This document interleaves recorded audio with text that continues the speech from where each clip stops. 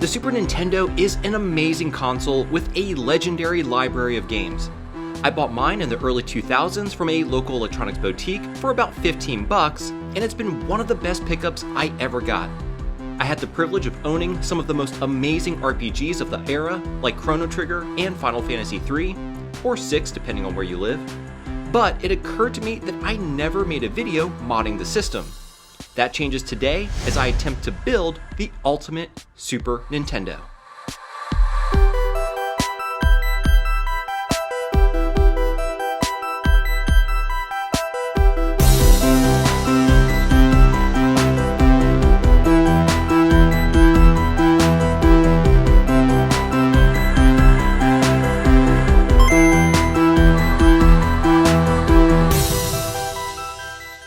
Hey everyone, how's it going? My name is Tito and welcome to another episode of Retro Renew. Today I'll be attempting to build a fully kitted out Super Nintendo.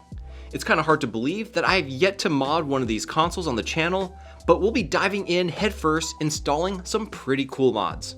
Now first and foremost, I have to give a huge thank you to Rob, who goes by the name of Raw Talent. He actually approached me with this project mentioning that I lack Super Nintendo content on this channel, and he's absolutely right.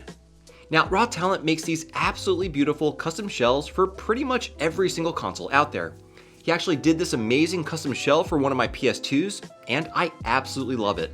You definitely need to check him out on Instagram, which I'll leave a link to down below.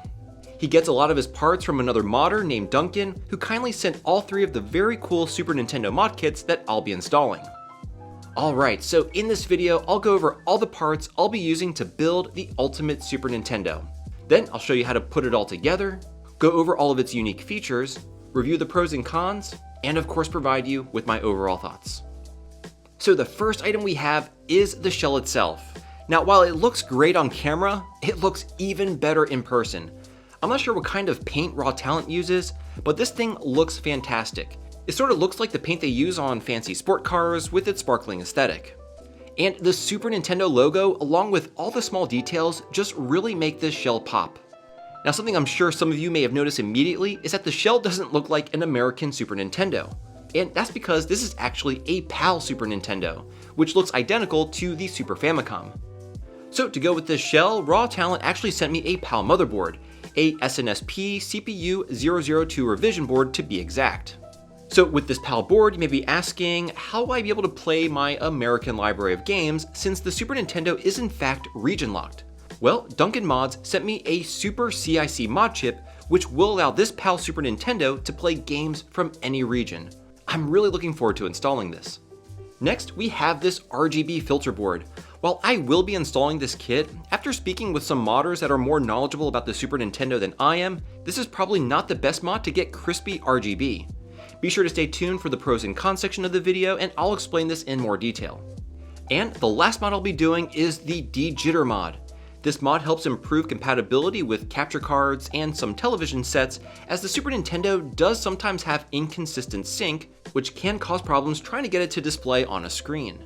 Alright, so that's everything I'll be using to build the ultimate Super Nintendo.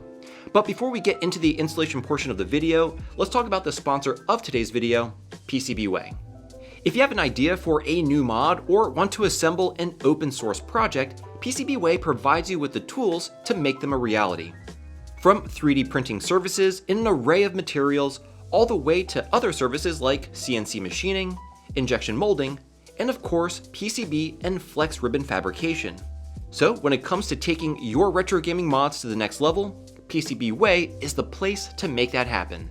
Check the link in the description for PCBWay to get $5 off your first order. And again, a huge thank you to PCBWay for sponsoring this video. Alright, so with that out of the way, let's go ahead and build this Super Nintendo. So one thing to keep in mind is that there are many variations of the Super Nintendo, and depending on which motherboard you have, your installation will likely differ from mine. So I left several links in the video description to help you with your particular installation. Anyway, using hot air, we'll start by removing the CIC region lockout chip. Next, we'll lift pin 24 on PPU 1, and then lift pin 30 on PPU 2. Now go ahead and drop in the SuperCIC board onto the carp pins on the bottom of the motherboard, ensuring that the orientation is correct. Then solder the SuperCIC to the carp pins as shown. There are only about 18 pins that need to be soldered.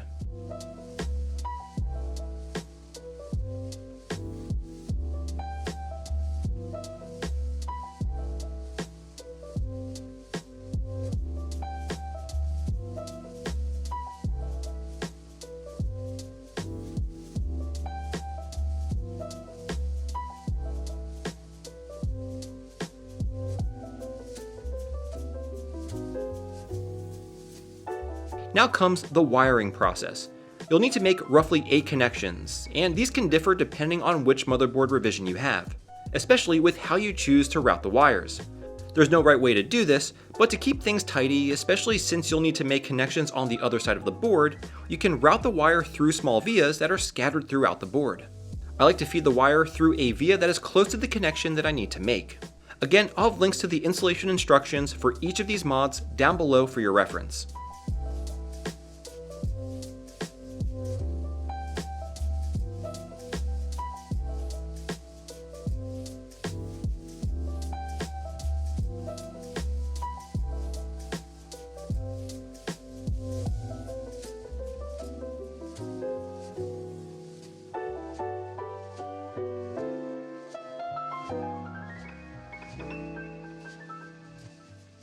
Now that we made all the wire connections, let's install the RGB filter mod. To do this, we first need to remove transistors Q3, Q5, and Q7.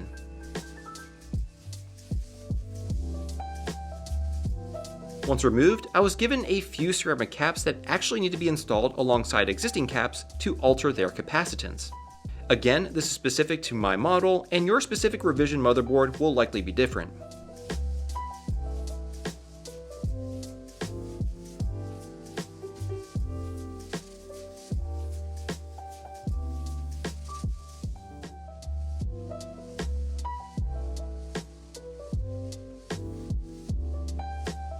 Great, so now that all the prep is done for the RGB filter, I added some double-sided tape to it and stuck it right below the SuperCIC board. I then proceeded to wire in all the connections.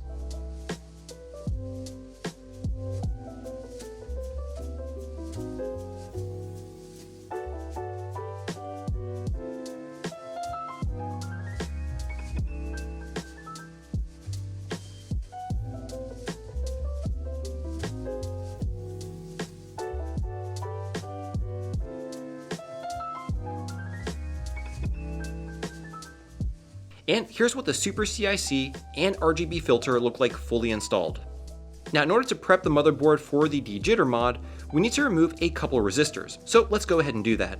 I like to add fresh solder and then contact both pads at the same time with my iron to whisk the resistor off the board. Again, I added some double-sided tape to the back of the dejitter board, and then this time I stuck it above the SuperCIC board. Now I went ahead and made all my connections. So keep in mind, I installed all of these mods in a specific order. For most motherboard revisions, installing the SuperCIC first, followed by the RGB filter, with the dejitter last should be best and keep the install clean and easy.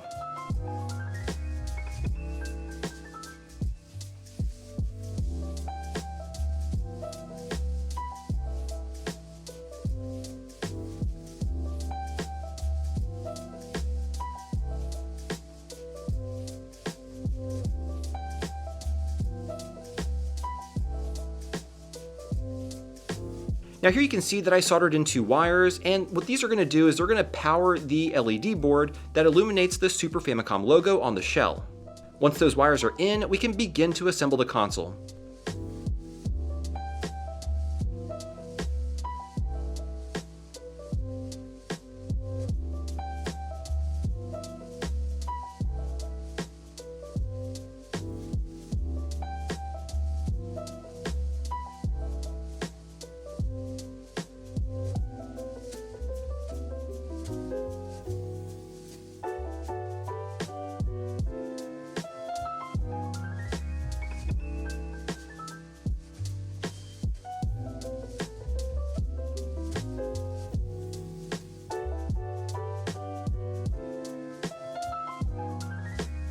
Now we're going to go ahead and set up the case LEDs.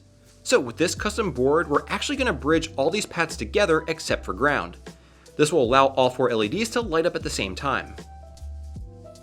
Alright, once that's done, I added some double-sided tape to the front of the board as shown, and then stuck it in place to the top shell.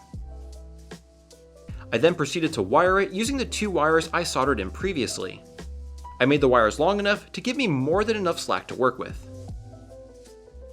Then I dropped the top shell onto the bottom and buttoned it all up.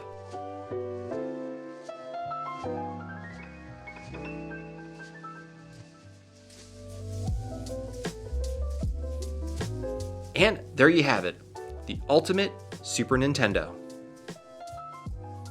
This is quite possibly the most beautiful Super Nintendo that I have ever seen. The shell is simply stunning, and now I have a way to play any game from any region. I can't believe it took me this long to mod a Super Nintendo, but let's take a look at it. And the first thing I want to cover is the shell. I know I've already spoken about it, but the paint job is super intricate and it just looks amazing. The blend of sparkling paint and some matte finishes with the beautiful details really make this shell look fantastic. Also, when you turn the console on, we have this illuminated Super Famicom logo, which again adds to the overall visual impact of this console. Anyway, getting into the actual mods themselves, let's discuss the SuperCIC mod chip. So, like I said earlier, this is a PAL region Super Nintendo. But if I go ahead and insert a Japanese game like Seiken Densetsu 3, you'll notice that it boots right up, which is awesome. Now, I don't have any PAL games to test out, but I do have a small collection of American games. Now, in order to run an American game on a PAL or Japanese region Super Nintendo, you'll need an adapter like this one, which Raw Talent also sent over. American cartridges are squared off on the bottom, while both PAL and Japanese region games have a more rounded front. Needless to say, American games do not fit into PAL or Japanese consoles. So, using the cart adapter on the PAL system and then inserting an American game like this copy of Chrono Trigger results in region switching to NTSC, and the game runs perfectly. That's the thing I love most about the SuperCIC mod chip. It can auto-detect the region of the game and then switch to it. It's really convenient. Now you can also switch the region manually if you want to by pressing and holding the reset button. But unfortunately my kit is missing the LED which indicates the region using different colors. But that almost doesn't seem like a necessary feature given the fact that this console can now switch regions automatically. Alright, the next thing I want to discuss is the dejitter mod. Like I mentioned earlier, the Super Nintendo as well as the original NES have sync issues which can sometimes cause problems with capture cards and even some HD televisions. I personally haven't experienced any issues with sync on these consoles, but one of the things that I have noticed is that if you really zoom in, you can see that my unmodded console has this sort of jumpy, jittery look, while the modded system is perfectly still, almost like a picture. Now, I'm not entirely certain what's causing that difference, but I really had to zoom in to see this. It's pretty much not visible when playing games normally. So, needless to say, unless you're having sync issues in your personal setup, or when using a capture card, this mod may or may not be necessary. Now, the last thing I want to talk about is the RGB filter. And to be honest, I really didn't see much of a difference. I was half expecting to see sharper edges, but I really didn't see that. Now, full disclosure, I should have captured video before modding the console, but instead I'm using my personal, completely stock Super Nintendo for comparing against the one I just modded. So with that in mind, do take these results with a grain of salt. Anyway, here on screen is captured footage of Turtles in Time on both the fully modded and stock Super Nintendo. I can't really see too much of a difference. Now zooming in even closer, I still struggle to see any discernible improvement with the RGB filter. Now the RGB filter actually has some other issues, which brings me to the pros and cons. Let's start with the pros. First, the shell is absolutely beautiful. If you want a high quality custom shell, definitely reach out to Raw Talent. His work speaks for itself. One of the great things that he does is he doesn't paint good condition shells. He only takes old beaten up shells and make them look, well, like this. Absolutely stunning. Again, you can see all his work on his Instagram account, which I linked down below. Now, another pro of this build is the SuperCIC mod chip. This thing is awesome. I love that I have a single console that allows you to play games from any region. I actually bought a copy of Chrono Trigger while in Japan, which I can actually play now. Although I'm not sure how far I can get since I can't read Japanese. At least the box looks cool, right? Additionally, the SuperCIC auto-detects and switches the region for you, which is super awesome and very convenient. Anyway, those are really the pros that I could think of for this particular build, but now let's get into the cons. For me, the only issue I have is with the RGB filter. First, I didn't see much of an improvement. The image pretty much looks the same with both the modded and unmodded console. However, the bigger issue is how the RGB filter works. After speaking with Valtar about this mod, he informed me that it boosts the signal from the deck in a non-linear way, which makes some games look good and others not so good. Even more concerning is that the PPU, which has the digital to analog converter, has the potential of being damaged due to that boosted signal. The PPU-2 is already prone to damage, so why increase the risk with this mod? So with little improvement to video quality and the added potential risk to damage crucial components on the Super Nintendo, I don't think the RGB filter mod is worth doing. Now Valtar is actually working on his own RGB mod that promises to be much better than this one, and I'll definitely be taking a look at it here on the channel in the near future. So make sure you're subscribed to the channel so you don't miss it.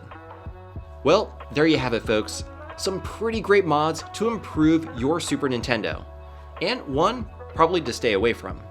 Now if you enjoyed this video, I really think you'll like this one here, so check it out. And as always, thank you all so much for tuning in today, and I'll catch you again next Thursday.